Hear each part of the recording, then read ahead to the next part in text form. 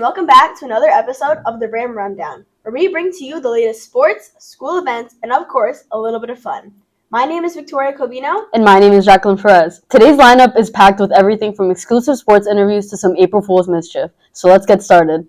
First up, it's time for our sports rundown. Our Rams baseball team has been bringing the heat this season, and they've got all the highlights just for you. And word on the field is we've got two special interviews. Let's hear what they have to say. Look out. Whoa! You okay? Yeah. Anyways, good morning, West Hempstead, and welcome back to the Ram Rundown, your go-to source for athletic news. And today, we're diving into the heart of Rams baseball. With the season in full swing, there's no better time to highlight the baseball team. And Romello, after saving my life there, I think you're ready to go on the baseball field. I've never played baseball before, but I guess I'm up for the challenge. Romello, I'm not talking about you actually playing. I'm not talking about you actually playing baseball. I think you're just ready for an interview to maybe interview the baseball players.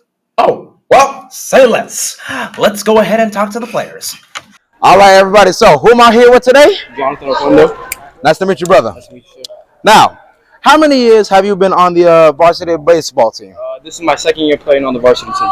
All right, that's what I like to hear. Now, what position do you play? Primary catcher. I play outfield and a little bit of middle infield too. All right, yes, sir. Now, what advice do you have for young people out there who want to play baseball? Well, to get a spot on the field to play on the big level, you just got to practice every day and put in the work. The usual. Yes, sir. That's what I like to hear. Thank you so much, sir. All right, ladies and gentlemen, who am I here with today? Timothy Pendergast. Nice to meet you, brother. Now, what do you think is the most challenging aspect of playing baseball? Definitely keeping the right mindset, because if you look at it, the average MLB hitter these days hits the ball, makes contact around. That's true. That's true. 27% of the time. So if you're that ready to fail, you just gotta stay mentally strong. Mm-hmm. That's right. Now, besides this baseball team, do you have any other baseball teams that you're a fan of? Yeah. Well, personally, I'm a fan of the Yankees. They've been crushing lately. Some torpedo bats. They've been really good. Yes, so, sir. Ready to watch them daily. Yes, sir. Now, one more question for you. What advice would you give to the people out there who want to play baseball?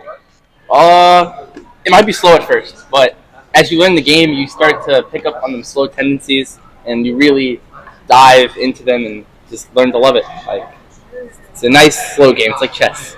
Yep. It's like chess. You heard it here, folks. First, folks. Thank you so much, brother. Thank you, brother.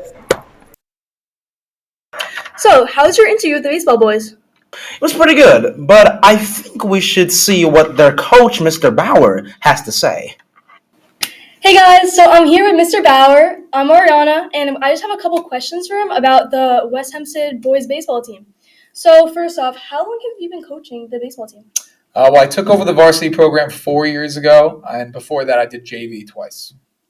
Okay, so in all years of coaching, like your first year, did you had any experience with baseball? Like, I know you played. I heard from the grapevine that you played college baseball. So, just like, how was that? Like your first year? Yeah, so I was fortunate enough to play 4 years at Malloy University. I obviously played before that in high school, so it was definitely something.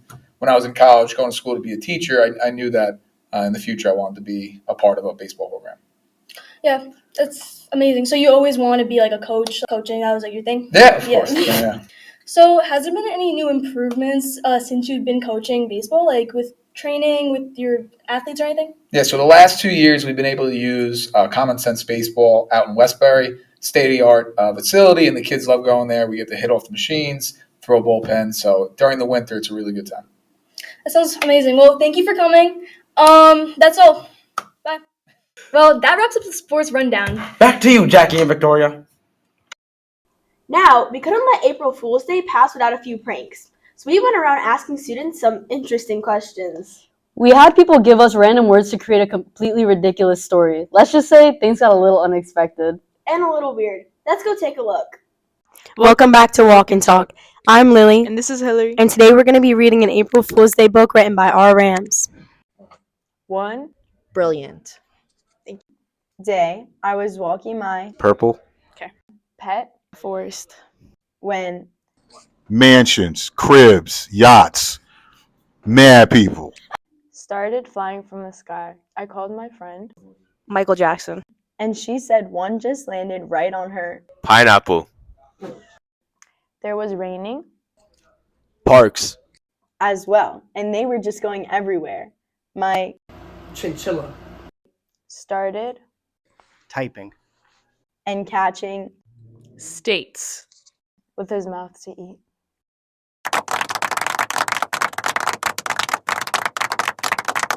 All right, football fans, this one's for you. NFL free agency has been wild this year, and we're breaking down the biggest trades, signings, and surprises. Who's on the move? Who's staying put? And which teams just made the deal of the season? Let's bring it to Camilo and Kevin to hear about the latest sports news. Welcome to the NFL Rundown, where we keep you up to speed with NFL free agency and trade news. We can't talk about this offseason without bringing up the Bengals offense. They broke the bank extending both Jamar Chase and T. Higgins this offseason. Chase is bringing in more than $40 million a year, while T. Higgins will be bringing about $28 million a year. Chase is coming off his best season yet with the Triple Crown. He recorded the most catches, yards, and touchdowns in the league last year. Their offense is going to be spectacular, but we're not sure what they're going to do with their defense yet. And staying on the topic of wide receivers, Devontae Adams, an 11-year league vet, was picked up by the Rams after he was released by the Jets earlier last month. I think this is a great move for the Rams. It'll give Puka a vet to learn from as well as fill in a hole left by Cooper Kupp's departure. He'll be earning $22 million a year, which is a great figure for the 32-year-old. Now, the QB market has been a little slow this year, but there have been a couple of notable moves. The Jets went ahead and picked up Justin Fields. The former first-round pick will come in with Aaron Glenn to try and usher in a new era of football in New York. In other news, Geno Smith was shipped off to the Raiders for a third-round pick. I think it's great value for the Raiders. They got themselves an arguably top 10 quarterback in the league, and it's interesting to see what they'll be doing next year with him. Jumping over to the AFC East, Josh Allen signed an expensive extension with the Bills. $330 million over 6 years with $250 guaranteed is a record amount in the league. And in my personal opinion, one of the best trades this offseason has to be Deebo Samuel to the Commanders. He's coming off one of the worst seasons of his career, which is partly why he only cost a fifth-round pick. He'll be partnering up with Jaden Daniels, an extremely talented quarterback with loads of potential, with arguably one of the best receivers in the league. Thank you for listening to our segment. This is all we have for now. Stay tuned. Now, this next story is about more than just basketball. Our Rams went head-to-head with Roslyn in a special game dedicated to the kids at the Haven. This wasn't just about competition. It was about bringing joy, energy, and excitement to a great cause. We'll take you inside the game and show you how our players made a real difference on and off the court. Today, the energy in the gym was special as the Haven Rams faced off against Roslyn in a Challenger Basketball League matchup. But this game was about so much more than just a score. It was about teamwork, inclusion, and the power of sports to bring a community together. The stands were packed, excitement was high, and the athletes were ready to put on a show.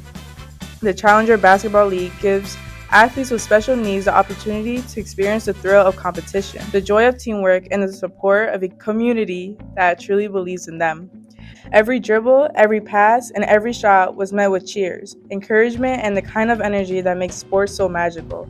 Let's hear from one of our Haven players on how they felt during the game. What's your name? Tammy Aldeli. How did you feel during the basketball game? I felt happy because throwing basketballs in the hoop is excellent. What was your favorite part? My favorite part is throwing the basketball in the hoop. How did you feel during the basketball game? Good. I feel great because it is fun. What's your name? Isai. How did you feel during the basketball game? I felt happy What was your favorite part? because I threw the ball in the hoop. What's your name? My name is Mayowa. How did you feel during the basketball game? I feel amazing. What was your favorite part of the game? My favorite is basketball. The Rams and Roslyn players showed just how much passion they have for the game. Whether they were scoring points or setting up their teammates, each athlete gave it their all. And the fans made sure every single player felt like it started tonight. The support from the crowd was incredible. Parents, friends, classmates, and even both teams came together to cheer on these athletes. Moments like these remind us why sports matter. It's not just about winning or losing. It's about friendships, the life lessons, and the incredible memories made along the way. At the end of the day, everyone left the court as a winner. The Challenger Basketball League continues to prove that sports are for everyone, and that with the right support, every athlete can shine. And now, let's shift gears, literally. This year's school play, Grease, had us all singing along. And in honor of the graduating class of 2025, we're taking one last ride down to the auditorium. We'll be catching up with the cast, reliving some of its best moments from the show, and hearing from our seniors as they share their final thoughts before graduation. Let's hear what they had to say.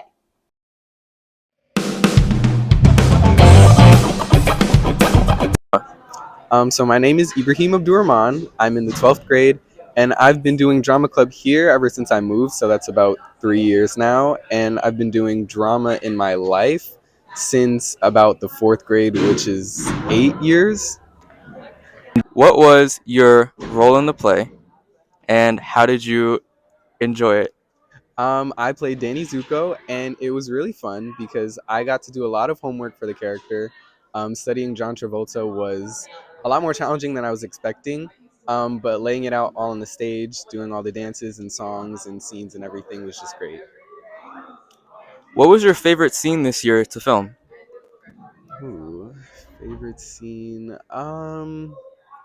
That's a hard question. I would probably have to say the drive-in scene, because it was really intimate between me and my castmate Sophia, and I had a solo song, so I love those. Um, what will you miss most about your last year doing drama? um, I think I'll miss having an outlet where I can put creative ideas on the stage, and inspiring the classes after me to continue my legacy in doing what I do. um, and just having a chance to really show what I have as a capable performer. So, Do you plan on going into a career path in the performing arts? yes, I've been applying to colleges for a vocal performance major, and the goal is to become my own recording artist down the line. So, yeah. Okay, thank you very much. What was your role during stage crew? My role in stage crew was I was on stage lefts, and during some rehearsals, I'd run ropes.